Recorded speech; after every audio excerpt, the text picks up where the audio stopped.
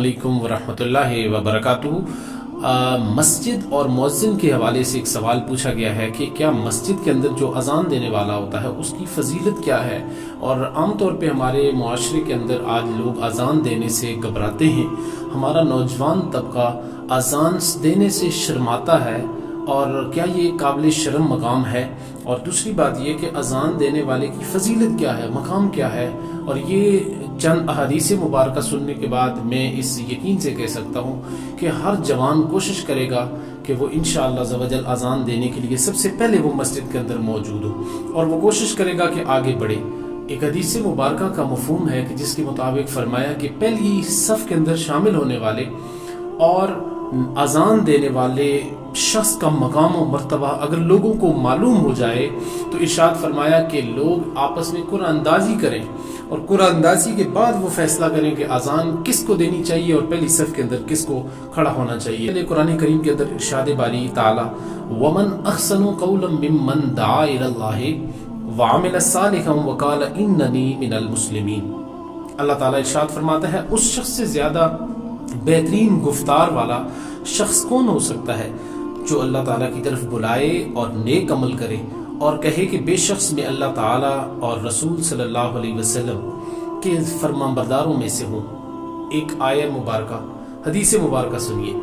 اللہ کے محبوب نبی صلی اللہ علیہ وسلم ارشاد فرماتے ہیں، فرمایا حضرت ابو ہریرہ راوی نے فرمایا کہ اگر لوگ یہ جانتے کہ پہلی صف اور اذان دینے کی فضیلت کیا ہے تو لوگ ایک دوسرے کے ساتھ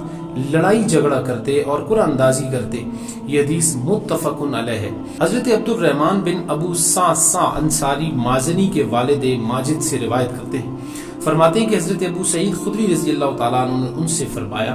کہ میں دیکھتا ہوں کہ تم بکریوں اور جنگل کو پسند کرتے ہو، جب تم اپنی بکریوں یا جنگل میں ہوا کرو تو نماز کے لیے اذان کہا کرو اور خوب بلند آواز سے اذان کہا کرو، کیونکہ مؤذن کی اذان کو جو بھی جن، انسان یا دوسری مخلوقات کوئی بھی سنتی ہے تو فرمایا قیامت کے روز اس کے لیے گواہی دے گی۔ اور حضرت ابو سعید خدری فرماتے ہیں کہ میں نے یہ بات رسول پاک صلی اللہ علیہ وسلم سے خود سنی ہے۔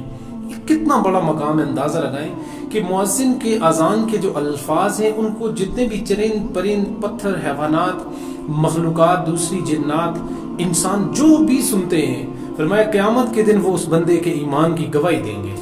اندازہ لگائیں کہ ایک مؤذن کی اس سے بڑی فضیلت اور کیا ہو سکتی ہے۔ آقا کریم صلی اللہ علیہ وسلم نے ارشاد فرمایا، حضرت طلحہ بن یحییٰ رضی اللہ تعالی عنہ اپنے چچا سے یہ روایت کرتے ہیں کہ انہوں نے فرمایا کہ کالا کنت عند معاویہ ابن سفیان فجاء المؤذن يدعو الى الصلاة فقال معاویہ سمعت رسول اللہ صلی اللہ علیہ وسلم یقول المؤذنون اطول الناس اعناقا یوم القیامہ،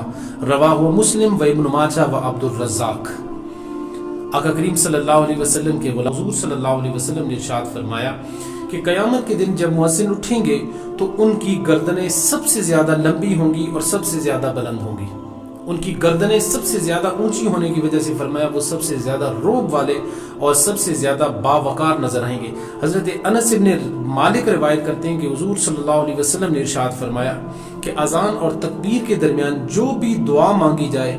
وہ کبھی مسترد نہیں ہوتی، اس کے اندر دیر ضرور ہو سکتی ہے لیکن وہ کبھی مسترد نہیں ہوتی۔ حضرت ابو ہریرہ رضی اللہ تعالیٰ عنہ راوی ہیں، فرمایا المؤذن یغفر له مدى صوته ویشهد له کل رطب ویابس۔ ارشاد فرمایا حضرت ابو ہریرہ فرماتے ہیں کہ مؤذن کی آواز جہاں تک پہنچتی ہے اس کو بخش دیا جاتا ہے، اور فرمایا کہ اذان دینے والے کے لیے ہر تر اور خشک چیز اس کے ایمان کی گواہی دیتی ہے۔ حضرت ابو ہریرہ راوی ہیں اور یہ بھی متفق علیہ ہے، جس کو امام نسائی، امام ابو داؤد اور ابن ماجہ نے روایت کیا ہے۔ اسی طرح سے ایک اور روایت ہمیں ملتی ہے کہ حضرت عبداللہ ابن عمر روایت کرتے ہیں کہ حضور صلی اللہ علیہ وسلم نے ارشاد فرمایا جو شخص 12 سال تک اذان دے اس کے لیے جنت واجب ہو جاتی ہے۔ سبحان اللہ۔ فرمایا جو شخص 12 سال تک اذان دے تو اس کے لیے بہشت واجب ہو جاتی ہے، اور مزید فرمایا کہ اس کے لیے ہر روز ہر اذان پر 60 نیکیاں اور ہر تکبیر پر 30 نیکیاں لکھی جاتی ہیں۔ تو اندازہ لگائیں آپ ایک دن کی ذرا نیکیوں کا حساب کریں۔ اور اس حدیث کو بھی امام ابن ماجہ، طبرانی اور बहीकी ने रिवायत किया है। मजीद हजरत अनस इब्न मालिक रिवायत करते हैं कि रसूल पाक सल्लल्लाहु अलैहि वसल्लम ने इरशाद फरमाया कि मुअज्जिन के सर के ऊपर अल्लाह तबारक व तआला का हाथ होता है और फरमाते हैं व इन्नहु लयुगफर लहू मुदा सौतिही ऐना बलगा, फरमाया उसकी आवाज़ की पहुंच तक जहां भी पहुंच जाए फरमाया उसको माफ़ कर दिया जाता है। यानी उसकी आज़ान, उसकी आवाज़ के अंदर जितनी भी ताकत हो, जहाँ तक भी उसकी आवाज़ पहुँचे फरमाया अल्लाह तबारक व तआला उसको माफ़ कर देता है। और एक और रिवायत बड़ी ही प्यारी हदीस है, फरमाया हज़रत सईद इब्न सईद खुदरी रज़ी अल्लाह तआला अन्हु रिवायत करते हैं लौ यालमुन नास मा लहुम फित ताज़ीन लतदारबू अलैहिम बिस्सुयूफ, फरमाया अगर लोगों को आज़ान के सवाब का इल्म हो जाए तो फरमाया वो उसकी खातिर तलवारों के साथ एक दूसरे से लड़ना शुरू हो जाए, लड़ाइयाँ शुरू कर दें कि मैंने देनी है, एक कहे कि नहीं मैंने देनी है। हज़रत जाबिर रज़ी अल्लाह तआला अन्हु रिवायत करते हैं कि आका करीम सल्लल्लाहु अलैहि वसल्लम ने इरशाद फरमाया इन्नल मुअज्जिनीना वल मुलब्बीना यखरुजूना मिन कुबूरिहिम युज़िनुल मुअज्जिनु व युलब्बी अल मुलब्बी, फरमाते हैं कि हज़रत जाबिर फरमाते हैं कि अज़ान कहने वाला और तलबिया यानी लब्बैक अल्लाहुम्मा लब्बैक कहने वाला बंदा जब अपनी कब्रों से वो निकलेंगे तो मुअज्जिन आज़ान देकर वो कब्र से निकल रहा होगा, अज़ान देता हुआ कब्र से निकल रहा होगा, और जो तलबी कहने वाला है वो उसी तरह से लब्बैक अल्लाहुम्मा लब्बैक कहने की वो सदाएं लगाते हुए कब्र से उठेगा। तो मुझे बताएं इससे बड़ा मकाम व मर्तबा क्या हो सकता है कि एक बंदा कब्र से उठे और वो अल्लाह ताला का नाम ले रहा हो, वो रिसालत माब सल्लल्लाहु अलैहि वसल्लम की गवाही दे रहा हो, वो अल्लाह ताला की तौहीद की गवाही दे रहा हो, इससे बड़ी और फजीलत क्या हो सकती है। हज़रत